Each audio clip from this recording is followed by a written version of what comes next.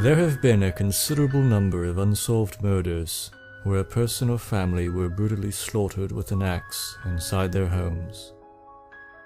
These murders all took place between 1879 and 1922, a span of 43 years, the length of an average man's working life. Yet all of them have remarkable and chilling similarities to each other.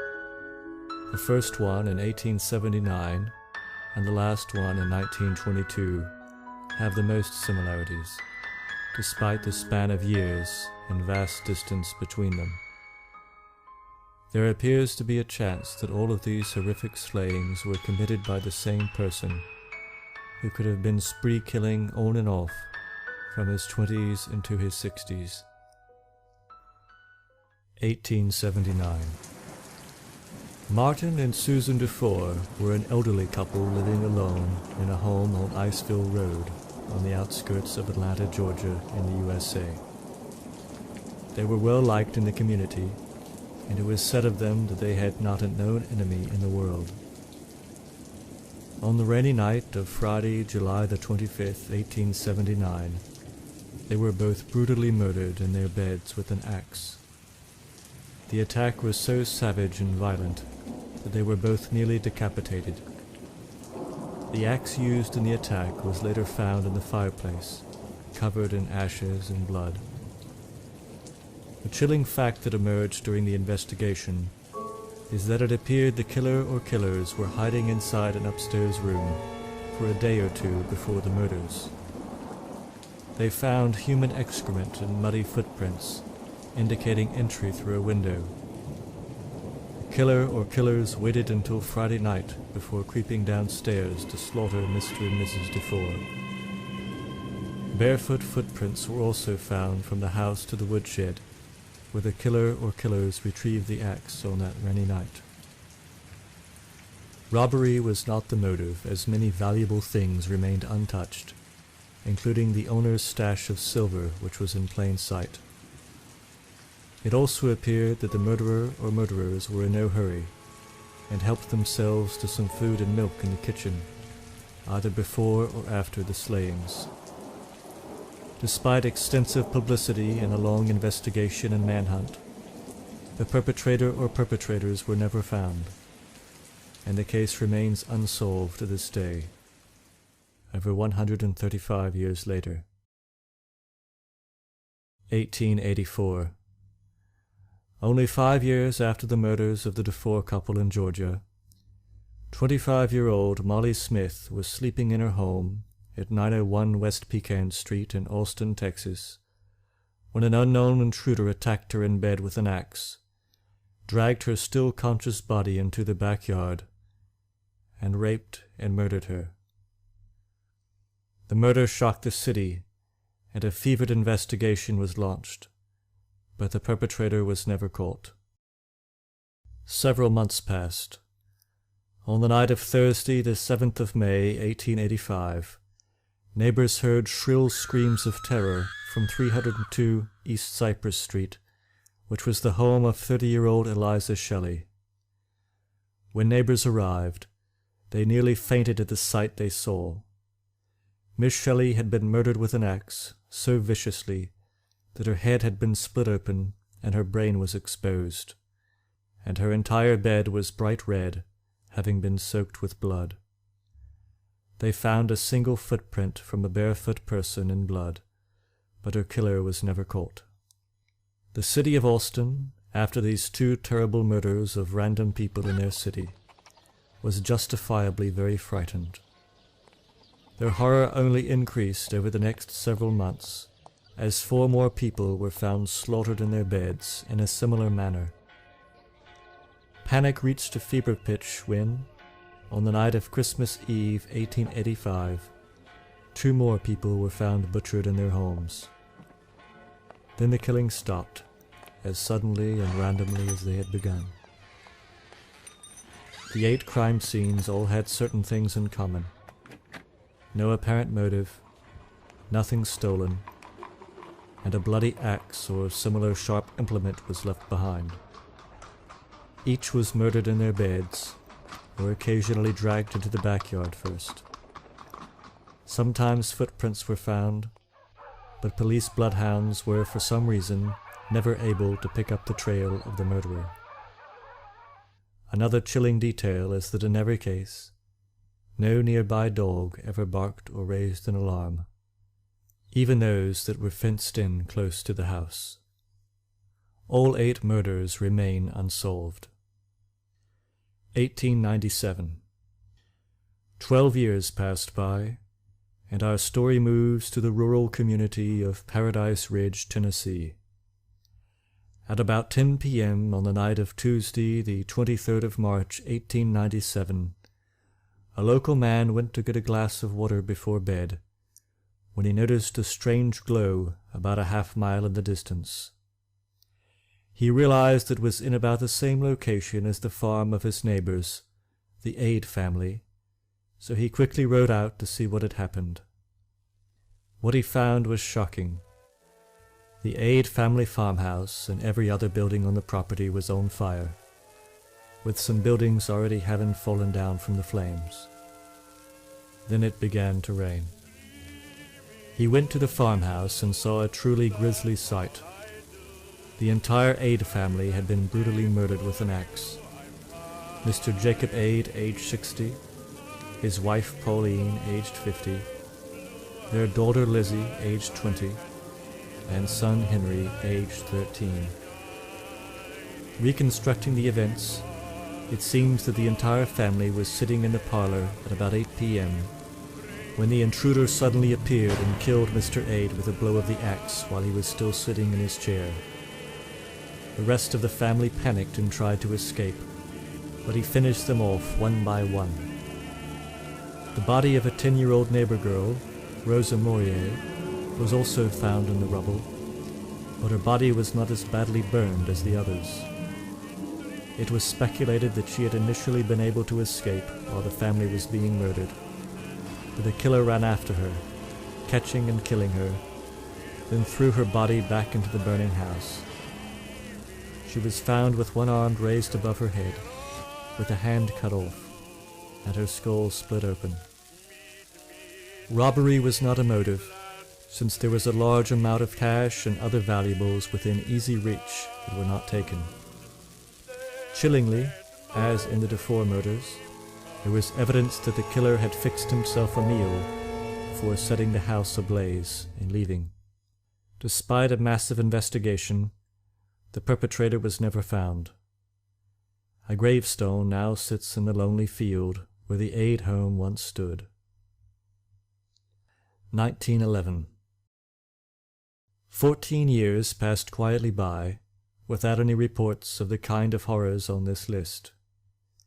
If these were all the work of a single killer, it is possible that he either went dormant, as we know sometimes happens with serial killers, or else he was killing people one at a time, or possibly did commit similar crimes which, being over a century ago, we simply have no current record of, or which were blamed on the wrong suspects. What we do know is that on June the 8th, 1911, a family of 4 was found murdered in their house in Ardenwald, Oregon, near Portland, by means of an axe. The bodies of the children were found in their beds, but the bodies of the parents were found in another part of the house. There was no obvious motive, and the killer was never found. 1911. Only a month after the slayings in Oregon, concerned neighbors entered the home of Mr. and Mrs. Archie Coble, near Rainier, Washington. They had both been murdered in bed with an axe. Nothing of value had been taken from the house. Many noted the similarity to the horror only a few weeks earlier in the neighboring state, but there were few clues to go on. Before 2 more months had gone by, however, the body count would accelerate dramatically as the killer moved back east. 1911. On the night of Sunday, the 17th of September, 1911, in Colorado Springs, a person wielding an axe entered the home of Mrs. Alice May Burnham and murdered her in her bed, along with her 6-year-old daughter, and 3-year-old son. Mrs. Burnham's sister found the bodies 3 days later when she went to the home after becoming concerned about not hearing from them. After seeing the mangled bodies, she ran out of the house and screamed for the neighbors. Many people quickly arrived, with the noticeable exception of the Wayne family next door. Some people went over to see why they hadn't come out, only to discover the grisly sight. Mr. Henry Wayne, his wife Blanche, and their 1-year-old baby had also all been slaughtered in their beds with an axe, so horrifically that their skulls were crushed. The axe itself was found nearby. It was discovered that the killer had entered through a window. After butchering each person, he carefully made up the beds, tucking each bloody corpse into the sheets as if putting them to bed. As in previous cases, there was nothing missing, and robbery was therefore not a motive. Both houses were also found locked from the inside. 1911. Only 13 days after the massacre of the 2 families in Colorado Springs, members of the First Presbyterian Church in Monmouth, Illinois, arrived for the Sunday morning service, only to discover the church doors still locked.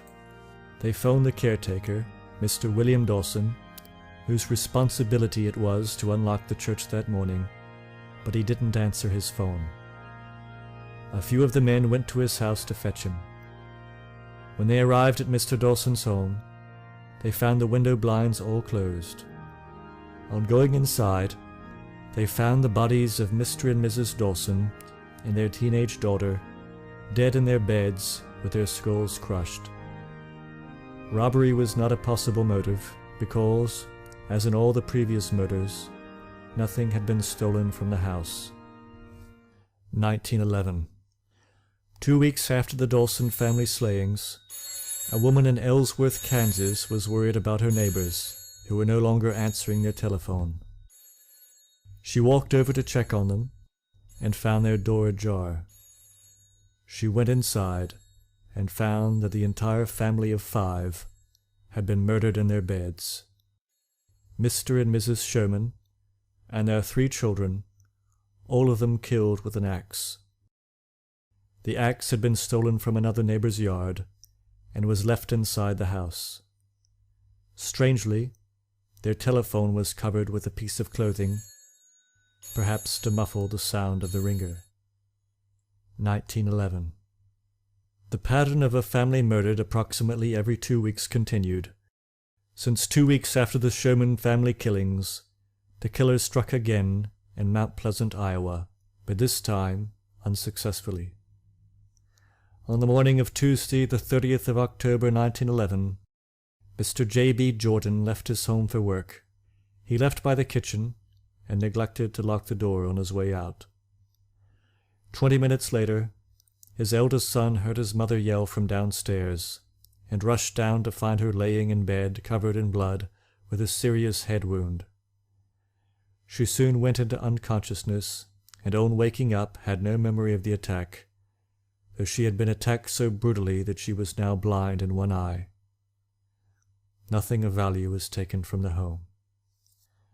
1912. 8 months later, the killer returned to Kansas, this time to the town of Paola. Neighbors were concerned that a young couple who lived nearby, 21-year-old Mr. Roland Hudson and his wife, had not been seen lately. They went to their house and discovered that they had both been murdered in their beds. Nothing of value was taken. One of the window screens had been cut and set aside so that the killer could obtain entry to the house. Very creepily, the same night as the Hudson murders, another family in the same town awoke to the sound of a lamp crashing to the floor somewhere inside their house. A man was then seen leaving. They later discovered that he had entered through a window.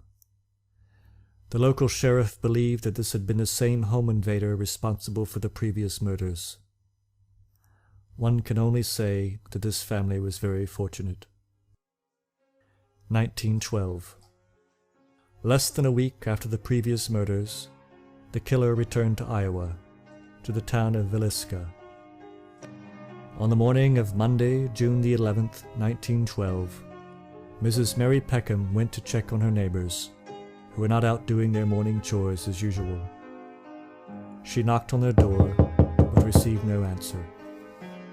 Most people kept their homes unlocked in this day and age, especially in farming communities, so she tried the door handle, but it was locked. She called over another neighbor who had a spare key, and after going inside, they discovered the horrible crime scene. The entire Moore family had been annihilated. Mr. Josiah Moore, aged 43, his wife Sarah, 39, their daughter Catherine, aged 10, and their 3 sons, Herman, aged 11, Arthur, 7, and Paul, 5. In addition, 2 girls, sisters, who were having a sleepover with the Moore daughter, were also butchered. Lena and Ina Mae Stillinger, aged 8 and 12 respectively. Mr. Moore had received so many horrific blows to his face that his corpse was unrecognizable, and his eyes were missing. The killer had swung the axe so fiercely that there were gouge marks on the ceiling from the upswing. The bloody axe was found in the room downstairs where the girls had been sleeping. One of the girls had apparently woken up during the attack, since she had a deep wound on her arm, as though she had held it up in defense. Every mirror in the house had been draped and covered with pieces of clothing. In addition to the axe murders themselves, 3 additional details are eerily similar to the slaughter of the DeFore couple in Atlanta 33 years earlier. Firstly, nothing was stolen. Secondly, it appeared that the killer spent time just roaming around the house afterwards, even preparing himself a plate of food in the kitchen. Thirdly, and most eerily, evidence suggested that the killer had hidden in the attic for some unknown period of time before the murders, smoking cigarettes and waiting for the family to go to sleep before coming out to slaughter them. Despite a 10-year-long intensive investigation, which included the participation of the nation's leading criminologists, the murderer was never found. Update. In 2015, a ghost researcher who was staying in the house overnight suddenly stabbed himself in the chest at 1 a.m., surviving but with serious injuries. He said he did not know why he did it, but just felt the urge. 1914. 2 years after the massacre in Villisca, a family in Blue Island, Illinois was found murdered in their beds. Mr. Jacob Misglick, along with his wife, adult daughter, and grandbaby. Nothing was taken, and no one was caught. 1918-1919. 7 people were murdered with an axe in and around New Orleans, Louisiana, between May of 1918 and October of 1919. Most victims were killed in bed after the perpetrator broke into their homes at night. As with the previous murders, nothing of value was taken, even when valuables were in plain sight, and the axe blows were almost exclusively made to the faces and necks of the victims. The bloody axe in each case was typically found nearby. There was no known motive to these slayings. One new factor that appeared in these killings is that the murderers sent a chilling letter to the police, taunting them. It read, in part, "Esteemed mortal, they have never caught me and they never will. They have never seen me, for I am invisible, even as the ether that surrounds your earth. I am not a human being, but a spirit and a demon from the hottest hell. When I see fit, I shall come and claim other victims. I alone know whom they shall be. I shall leave no clue except my bloody axe, besmeared with blood and brains of he whom I have sent below to keep me company. Let them, the police, not try to discover what I am, for it were better that they were never born than to incur the wrath of the Axeman. I don't think there is any need of such a warning, for I feel sure the police will always dodge me, as they have done in the past. They are wise and know how to keep away from all harm. Undoubtedly, you all think of me as a most horrible murderer, which I am, but I could be much worse if I wanted to. If I wished, I could pay a visit to your city every night. At will, I could slay thousands of your best citizens, for I am in close relationship with the Angel of Death. I have been, am, and will be the worst spirit that ever existed either in fact or realm of fancy. The X-Man. In the letter he also wrote that he would spare any family that was heard playing jazz music at a high volume. 1922. New Orleans, the last known city where this serial killer operated, was and is a major port city with vast amounts of international shipping traffic every day. It is not inconceivable, then, that after the infamous murder spree in that city, with its unprecedented amounts of publicity, that the killer might seek escape to a new country. In the years leading up to the murder of the Dufour couple in Atlanta, more than 7 million German immigrants arrived in the U.S., doubling the population, many of them through ports on the southeastern coast, including Savannah, only a few short hours' train ride from Atlanta. Could a German immigrant have come to the U.S. as a young man, committed these terrible slayings on and off over the course of his adult life, only to return to his homeland when approaching retirement age? Who can say for sure? In any case, only 4 years after the slaughters in Louisiana, another ghastly crime happened in Germany, which in practically every detail matches those of the previous horrors. A German farmer, Mr. Andreas Gruber, who lived near Hinterkaifeck in Bavaria, told one of his neighbors that he had seen footprints in the snow leading from the edge of the forest to his house, but none leading back. He also said that he thought he had heard footsteps in the attic, and a set of house keys had gone missing. He performed an extensive search of his house and outbuildings, but was unable to find any trace of an intruder. Several days later, on Tuesday the 4th of April 1922, neighbors became concerned because no member of the Gruber family had been seen in several days. On entering the house, they discovered the bodies of the Gruber's 2-year-old son and their maid, each slaughtered in their beds by a mattock, which is a type of axe. The bodies of the rest of the family, namely those of Mr. and Mrs. Gruber, their 35-year-old daughter Victoria, and their 7-year-old granddaughter, were found in the nearby barn, where they had apparently been lured one by one and then slaughtered. Tragically, the autopsy revealed that the 7-year-old girl likely survived her wounds for several hours, while lying in the straw next to the mangled bodies of her family. Large chunks of hair were also missing from her scalp, which she had apparently pulled out of her own head. As with the murders in the U.S., each of the bodies had been covered with sheets or straw. Robbery was also not a motive, because many valuables, including a large sum of money, were in plain sight or readily accessible. Chillingly, it also turned out that the killer did not leave immediately, but stayed in the farmhouse through the weekend. Meals were eaten, and those passing by remember seeing smoke rising from the chimney over a day after the family was killed. Investigators noted that it seemed the killer was unusually well skilled with the use of an axe, since all of the blows were very precise and confidently delivered. Over 100 suspects were interviewed, but no one was ever arrested due to lack of evidence. The heads of the victims were sent to Munich for evaluation, but at some point they were lost, and so the headless bodies of the victims now rest in their graves. It later came to light that 6 months before the atrocity, the Gruber family maid had quit, claiming that the house was haunted.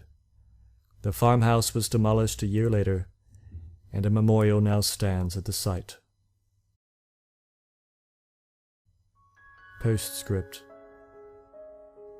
If all of these crimes were the work of the same serial killer, then he murdered, at minimum, 61 people. Someone as cold-blooded and maniacal as him no doubt killed many more who were never accounted for, or for which records have been lost.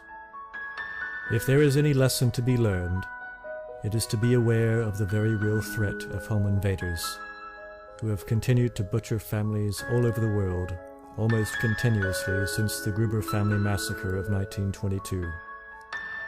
Keep your doors and windows locked, get a good alarm system, and report suspicious persons in your neighborhood to the police. Study personal self-defense, and obtain and learn the proper and safe use of a weapon. And, for God's sake, keep your bedroom door locked when you sleep.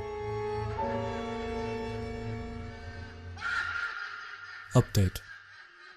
Recently, an old and broken-down military frigate was taken into dry dock in order to be scrapped. One of the workers on the operation went through the empty ship to catalogue its condition in detail before the demolition began. There was no longer any electricity aboard, and all he had with him was a dim flashlight and a camera as he walked alone through the deep, dark passages of the abandoned vessel. Since his camera had a flash, he would turn off his flashlight before taking photos, and he took hundreds of photos in this manner. Not long after sending all of his photo files to his supervisor, the worker received a worried and frantic call from his supervisor, asking who the man with the axe was. The worker had no idea what he was talking about, since he had been inside the ship alone. The supervisor then emailed him the photo in question. The worker was shocked when he saw it.